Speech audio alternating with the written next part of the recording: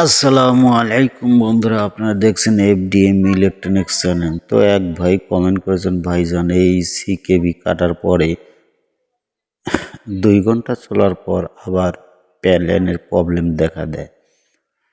তো ভাইজান দেখুন, এটি 6টি লাইন আছে সিকেবি।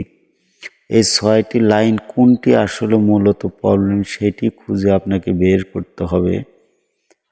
তারপরে আপনার LC1 LC2 এই জায়গায় LC1 LC2 অর্থাৎ যেটা পালস ভোল্ট, একদম একবার নেগেটিভ একবার পজিটিভ, একে LC1 LC2 বলে।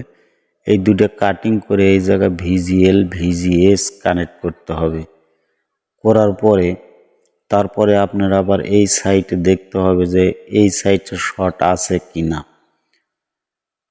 ওই সাইটে আগে আপনি খুলে দেখবেন, যদি প্রবলেম না থাকে ওই সাইটে আটকায় দিয়ে এই সাইটে আপনি আবার খুলে দিবেন।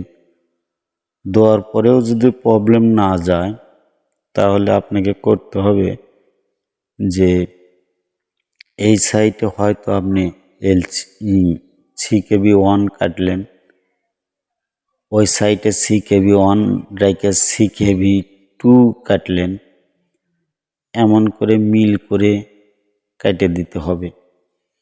কেটে দিলে প্যালেনে অ্যাডজাস্ট হবে।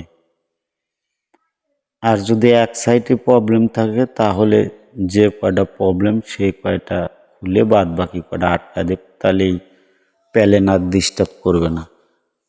আর যদি 2 সাইডে প্রবলেম থাকে তাহলে আপনাকে মিল করে কাটতে হবে। CKV1 এই সাইডে কাটলে ওই সাইডে CKV2 ঠিক রাখতে হবে। এই সাইডে CKV2 কাটলে ওই সাইডে 1 রাখতে হবে। এমনভাবে মিল করে প্যালেনে অ্যাডজাস্ট করলে আপনার প্যালেন ওকে হবে। এই দেখুন 6টি লাইন, এই যে এই লাইন আপনার 2 সাইডে কানেক্ট আছে। এটি LC1 LC2, এইটা করে দিবেন, কাইটে নেগেটিভ পজিটিভ করে দিবেন। VGS VGL কানেক্ট করে দিবেন।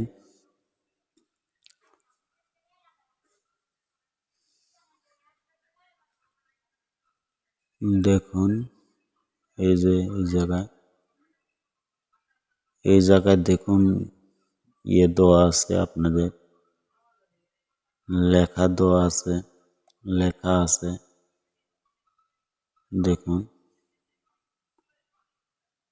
তো আসলে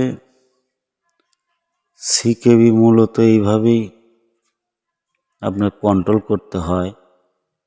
কোন সাইটে প্রবলেম সেটা ভালো করে দেখে আপনার অ্যাডজাস্ট করে দিবেন, তাহলে আর প্রবলেম হবে না।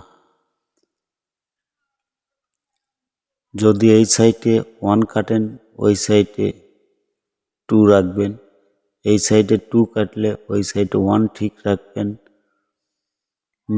মিল করে রাখতে হবে। আর যদি এক সাইডে প্রবলেম হয় তাহলে এক সাইডেই কাটতে হবে। একটি একটি করে রেস্টেন্ট খুলে আবার আপনি অ্যাডজাস্ট করে দিবেন, তাহলেই ওকে হবে, প্যালেন আর ডিস্টার্ব করবে না। তো সবাই ভালো থাকবেন, সুস্থ থাকবেন, খোদা হাফেজ।